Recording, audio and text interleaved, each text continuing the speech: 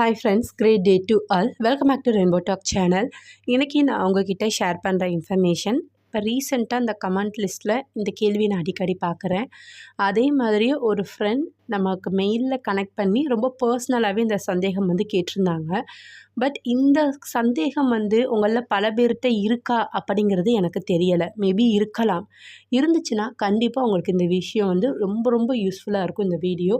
So please வீடியோவை skip பண்ணாமல் பாருங்கள். இது என்னன்னா, நமக்கு ப்ரெக்னன்சி தள்ளி போய்க்கிட்டே இருக்குது. என்ன நம்ம நினைக்கிறோம் முதல்ல? நம்ம கணவருக்கு இந்த பிரச்சனை இருக்குதா? ஒரு சிலருக்கு மார்ஃபாலஜி குறைவா இருக்கு. இன்னும் ஒரு சிலருக்கு மோட்டிலிட்டி தன்மை குறைவா இருக்கு. இன்னும் ஒரு சிலருக்கு ஸ்பெர்ம் குவாலிட்டியே இல்லாம இருக்குது. இந்த மாரி பல பிரச்சனைகள் இருக்கிறது. அடுத்து பார்க்குறப்ப ஏஜ் டிஃப்ரென்ஸு. என் கணவருக்கு ஏஜ் அதிகம். எனக்கு ஏஜ் குறைவு. ரொம்ப குறைவு. கிட்டத்தட்ட 7 வருஷத்துக்கு மேல டிஃப்ரென்ஸ் இருக்குது. இது ஒரு ப்ராப்ளமா? இல்ல என்னைய விட என்னுடைய கணவருக்கு வயது குறைவு. எனக்கு இப்போ 25னா என்னுடைய கணவருக்கு 23 இல்லாட்டினா 22 இந்த மாதிரி தான் இருக்குது. இல்லை நாங்கள் சேம் ஏஜ், நாங்கள் லவ் மேரேஜ் படிக்கிறப்பே நாங்கள் மேரேஜ் பண்ணிக்கிட்டோம். ஸோ இப்போ பேரண்ட்ஸ் சப்போர்ட்டில் இப்போ நாங்கள் ஒர்க் பண்ணி நாங்கள் எங்கள் ஃபேமிலியை ரன் பண்ணுறோம். ஸோ இந்த மாதிரி சேம் ஏஜ் இப்படி இருந்தாலும் நம்மளுடைய ப்ரெக்னென்சி தள்ளி போகுமா அப்படின்ட்டு நிறைய கேள்விகள் இருக்குது, டவுட்ஸ் இருக்குது. அதற்கான ஒரு தெளிவான விளக்கத்தை தான் இந்த வீடியோவில் நம்ம பார்க்க போகிறோம். பொதுவாக ப்ரெக்னென்சி தள்ளி போகுதுன்னா பெண்களை பொறுத்தவரையில் அவங்க கட்டாயமாக பரிசோதனை செய்ய வேண்டிய ஒன்று. இது ஒரு அத்தியாவசியம்னு நான் சொல்லுவேன். நம்மளுக்கு எப்படி உணவு, உடை, இருப்பிடம் அத்தியாவசியமோ அதே மாதிரி ப்ரெக்னென்சி தள்ளி போகுதுன்னா இது அத்தியாவசிய டெஸ்ட்டு கண்டிப்பாக எடுத்தே ஆகணும். என்னென்னா உங்கள் கர்ப்பப்பை கரெக்டாக இருக்கா? கர்ப்பப்பை ஏதேனும் வீங்குதல் இருக்கா? பல்கி யூட்ரஸாக இருக்கா? இல்லை சுற்றி ஆங்காங்கே நீர்க்கட்டிகள் இருக்கா? இல்லை யூட்ரஸில் சுற்றி ஏதேனும் அழுக்குகள் தங்கி இருக்கிறதா? இல்லை எனக்கு ஆல்ரெடி அபார்ட் ஆயிருச்சு சிஸ்டர், அதில் இருந்து ஒரு குறிப்பிட்ட மாதம், அதாவது எனக்கு இந்த மந்த் இப்போ அபார்ட் ஆகிருக்கு, ஒரு 2-3 மந்த்ஸ் பிஃபோர் எனக்கு அபார்ட் ஆகிடுச்சு. அதுக்கப்புறம் எனக்கு பீரியட்ஸே ஆகவே இல்லை. 2-3 மந்த்ஸ் கழித்து தான் எனக்கு பீரியட்ஸ் ஆகுது. அப்போ லைட்டாக படுது. இந்த பிரச்சனை இருந்துச்சுன்னா உங்களுக்கு ஏதேனும் யூட்ரஸில் டஸ்ட்டு இருக்கும் அப்படிங்கிறது தான் அர்த்தம். இப்படி யூட்ரஸில் பல பிரச்சனைகள் இருக்கும் நம்மளுக்கு. அப்போ நம்ம எந்த பிரச்சனை நமக்கு இருக்குது அப்படிங்கிறத ஒரு கரெக்டாக ஸ்கேன் மூலமாக நம்ம பரிசோதனை செஞ்சே ஆகணும். அதுக்கு கண்டிப்பான முறையில் யூட்ரஸில் ஸ்கேன் பண்ணுங்கள். பொதுவாக யூட்ரஸை சுத்தம் செய்யணும் அப்படின்னா நம்ம போன வீடியோவில் ஒரு இன்ஃபர்மேஷன் ஷேர் பண்ணியிருந்தோம். என்னென்னா பூண்டு லேகியம் அப்படிங்கிறது. அதுதான் பெண்களுக்கு பெரிய மருத்துவ குணம் வாய்ந்தது. நான் திரும்பி உங்களுக்காக ஒரு தடவை சொல்கிறேன். பூண்டை நல்லா நெருப்பில் ஒரு தடவை வாட்டிடுங்க. நான் உங்களுக்கு எப்படி வாட்டணுங்கிறத இப்போ நான் சொல்லிடுறேன். சிலுக்குன்னு இருக்குங்கள, நம்ம சிக்கு எடுப்போம்ல, அதில் நல்லா ஒரு 4 பூண்டை உள்ளே இன்சர்ட் பண்ணிவிட்டு தோலை உரிக்காமல் நல்லா நெருப்பில் வாட்டிடுங்க. நெருப்பில் வாட்டிட்டு அதன் பிறகு அதை 4 துண்டாக கட் பண்ணி கொஞ்சம் சூடு அமர்ந்தக்கப்புறம் அதை நெய்யில் லைட்டாக ஒரு பொன்னிறமாக மட்டும் அதை எடுத்துட்டு திரும்ப நம்ம கருப்பட்டி பாகு வச்சுருக்கணும் தனியாக காய்ச்சி.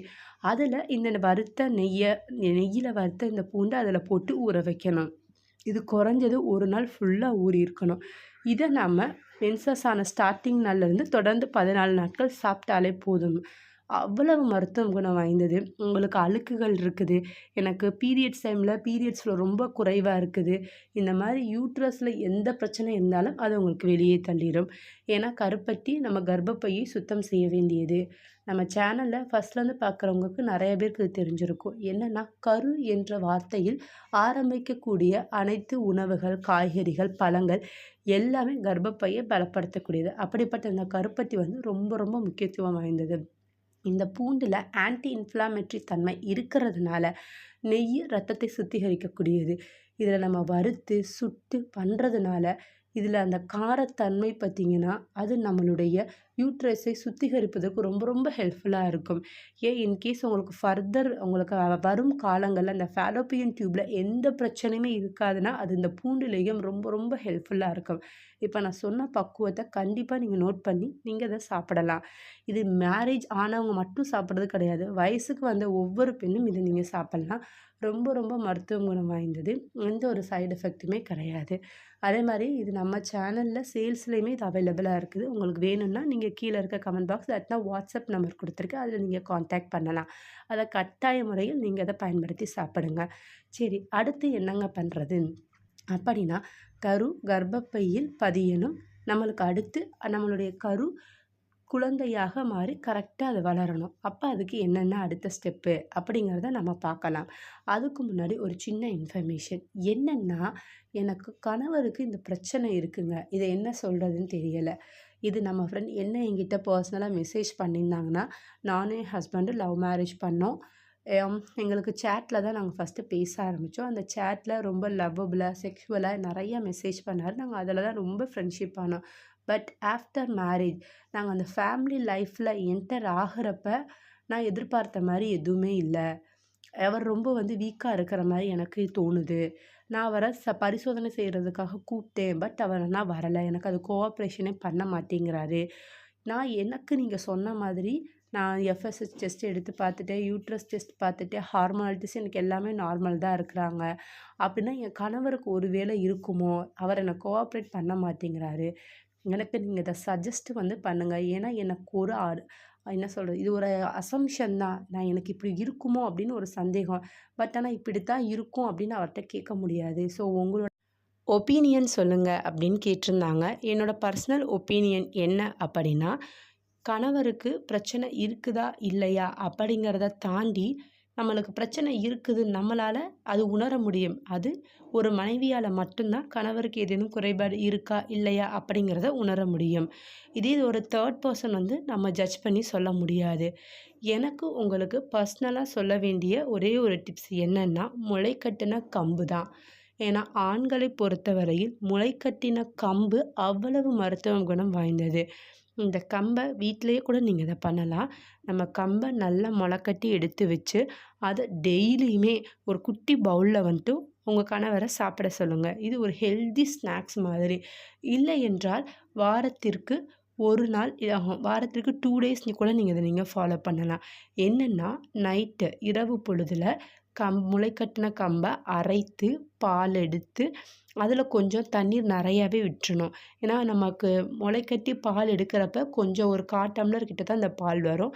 அதுக்கு கொஞ்சம் கூடுதலாக தண்ணீர் மட்டும் ஊற்றி இங்கே நல்லா கொதிக்க வச்சு திரும்ப இறக்கி அதில் இனிப்புக்கு பார்த்திங்கன்னா பனங்கற்கண்டு அல்லது நாட்டு சர்க்கரை மட்டும் பயன்படுத்தி கொடுங்க.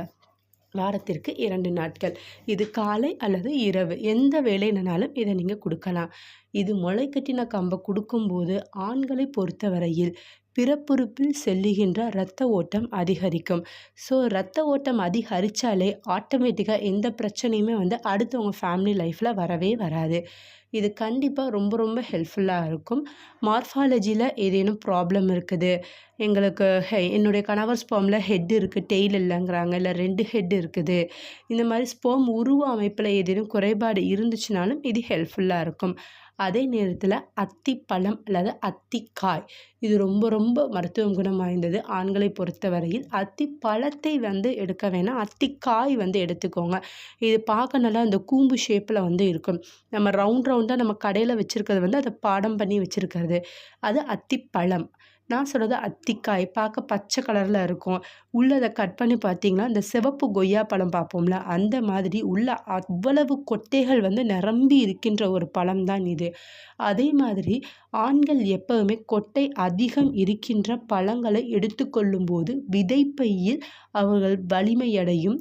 அப்படிப்பட்ட பழ வகைகள் என்ன அப்படின்னா, கொய்யாப்பழம், அத்திக்காய் மற்றும் கொய்யாப்பழம் மற்றும் மாதுளம்பழம். இந்த 4 பழம் வகைகளை அடிக்கடி எடுத்துக்கொள்ளும்போது விதைப்பை வலிமை பெற்று விரைவில் கருவை தங்குவதற்கான வாய்ப்பை உங்களுக்கு உருவாக்கி கொடுக்கும். ஸோ இருக்கா இல்லையா அப்படிங்கிற சந்தேகத்தை தவிர்த்து விட்டு இருக்குதுன்னு நமக்கு உணர முடிஞ்சிச்சுன்னா இந்த டிப்ஸை கட்டாயமாக ஃபாலோ பண்ணுங்கள். உங்களுக்கு ஒரு நல்ல ரிசல்ட் விரைவிலேயே கிடைக்கும்.